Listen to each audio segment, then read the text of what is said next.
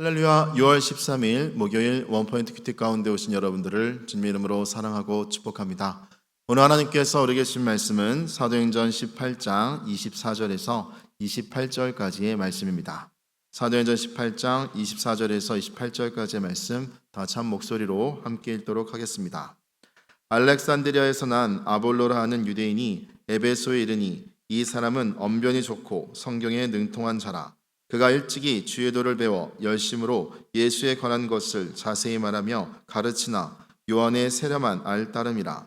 그가 회당에서 담대히 말하기 시작하거늘 브리스길라와 아골라가 듣고 데려다가 하나님의 도를 더 정확하게 풀어 이르더라. 아볼로가 아가야로 건너가고자 하므로 형제들이 그를 격려하며 제자들에게 편지를 써 영접하라 하였더니 그가 감히 은혜로 말미암아 믿은 자들에게 많은 유익을 주니 이는 성경으로서 예수는 그리스도라고 증언하여 공중 앞에서 힘있게 유대인의 말을 이김이러라. 아멘. 이 시간 배움으로 채움이란 제목으로 담임 목사님께서 큐티 인도해 주시겠습니다. 할렐루야.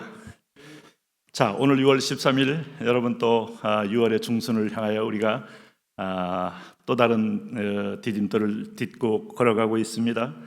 한 해가 이제 지나간 거예요. 반이 금방 또 이제 가속도가 붙으면서 연말이 오는데 한 번쯤 돌이켜보면서 올 한 해 가장 복된 일이 기도하는 일, 하나님과 깊어진 일, 믿음의 순종의 비밀을 깨달은 일, 비록 환경이 어려워도 여건이 어려워도 내가 주님을 더 가까이 갈망하면 당신은 성공한 거예요. 축복받은 겁니다. 뭐 조금 더 가졌다 하는 걸로 판별하지 마시고 얼마나 주님과 더 가까워졌나로 분별하시기를 바랍니다. 사도행전 18장 24절에서 28절 오늘 이 짧은 말씀 속에서 드디어 등장하는 한 인물이 있습니다. 이 사람이 누군가 하면 여기 24절에 알렉산드리아에서 난 아볼로, 영어로 하면 아폴로 이렇게 말하기도 하고, 알렉산드리아 로마의 정말 가장 큰 도시 중에 하나죠. 어딘지 여러분 대강 아시겠습니까? 아프리카 이집트의 지중해 연안에 있는 알렉산드리아에 거기가 뭐가 많이 납니까?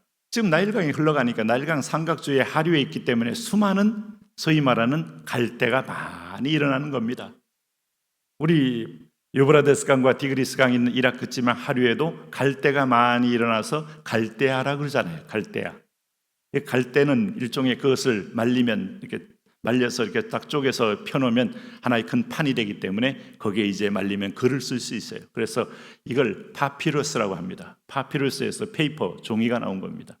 그러니까 얼마나 그 지식의 복으로 그런 엄청난 전 세계의 정보들을 다 기록해서 수장한 도서관이 있는 곳이에요.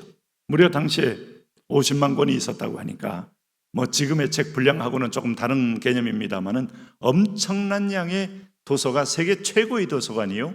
그 도서관에서 공부하고 배운 수많은 학자들, 뭐 필로를 비롯하여 아프리카의 뛰어난 교부들 다 이런 앞서간 선배들의 어떤 묵상집 또 신학적, 철학적 서적들을 그들이 통독하면서 깊어진 사상가들이에요. 이 중에 아볼로가 있었다 하는 겁니다. 성경은 참 재미있어요. 일장무식에게도 복음이 증거되고 또 왕에게도 증거되고 아니면 또 사회 지도층에게도 증거되고 로마의 백부장, 천부장, 만부장에도 전할 수 있고 이렇게 대학자에게도 복음이 증거됩니다. 이 사람은요, 여기 보니까 세계의 로마의 수도인 에베소로 왔습니다. 아마 무슨 웅지를 품고 온 것 같아요.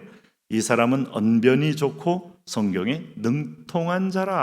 여러분, 성경에 능통하다는 말이 무슨 뜻일까요? 아무튼 성경은 창세기부터 꿰뚫는 어떤 통찰력을 가지고 성경을 이미 다 나름대로 지식적으로 잘 요해하고 분석하고 또 해석한 사람이었다고 볼 수 있겠어요. 그래서 25절 보세요. 그가 일찍이 주의 도를 배워 누구한테 배웠을까요? 아마 알렉산드리아에 온 수많은 아마 유대인 랍비들한테 배웠을 수도 있고 또 유대인 그리스도인들에게도 배웠을 수도 있습니다.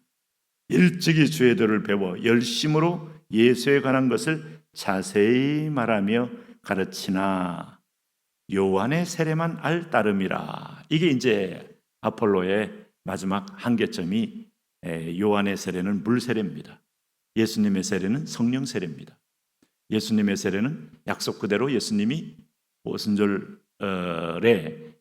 예수님이 부활 승천하신 다음에 보내신 영이 성령 아니에요.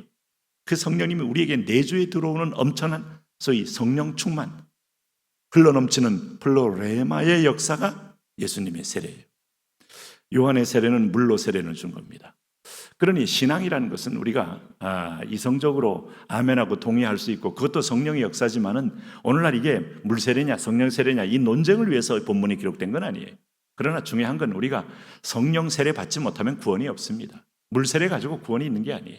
교회에서 물 찍어서 이 사람한테 뿌렸다고 해서 구원이 있는 게 아니고 성령 세례 받은 사람에게 물 세례를 주는 건데 다만 한 가지가 있어요.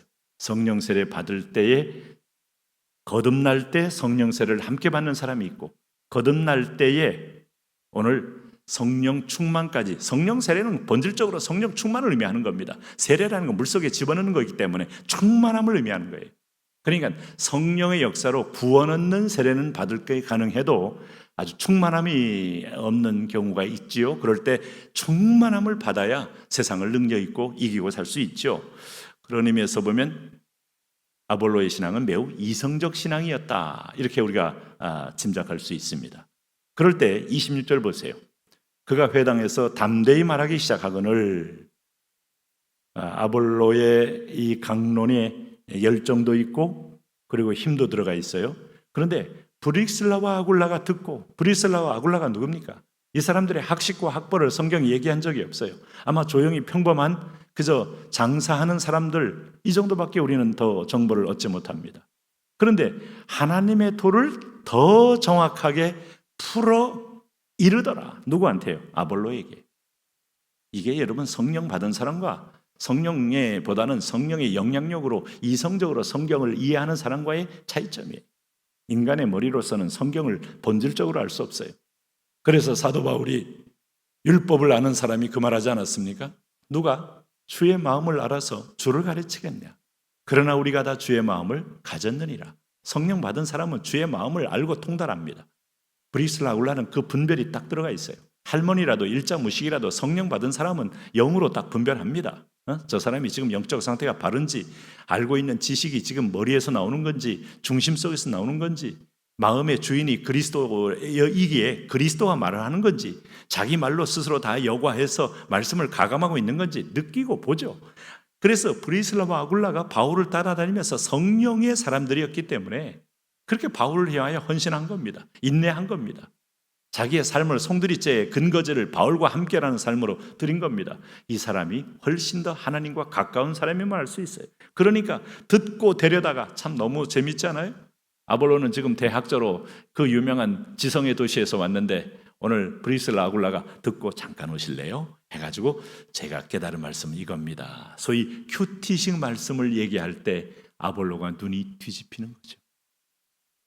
주석에도 보지 못했었고 학술서에서도 경험하지 못했던 새로운 하나님에 관하여 아는 체험적 하나님을 얘기할 때 오늘 27절에 아볼로가 아가야로 건너가고자 하므로 형제들이 그를 격려하며 제자들에게 편지를 써 영접하라 하였더니 그가 가매 은혜로 말미암아 믿은 자들에게 많은 유익을 주니 이는 성경으로서 예수는 그리스도라고 증언하여 이때 아마 아볼로가 제대로 예수님을 그리스도라고 확신했지 않았는가.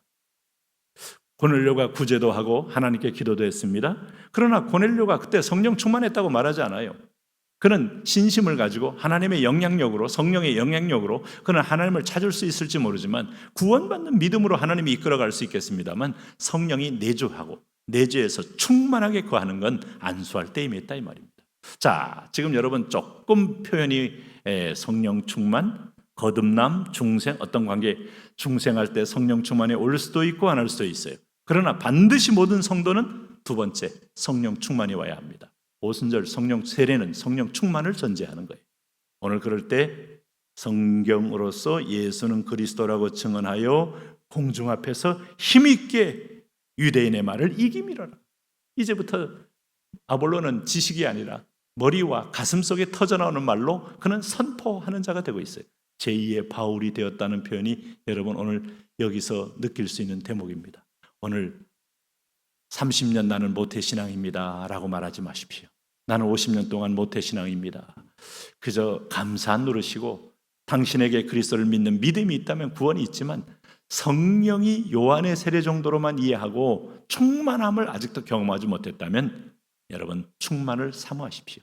내게 기름을 부으사 오늘 나를 충만하게 이끌어 주옵소서. 이게 우리가 살 길입니다. 하나님, 아볼로에서 브리스라 아굴라가 더하여진 것처럼 오늘 우리가 지성과 영성 가득한 세상을 이기는 하나님 사람들 되게 하여 주옵소서. 예수님 이름으로 기도합니다. 아멘.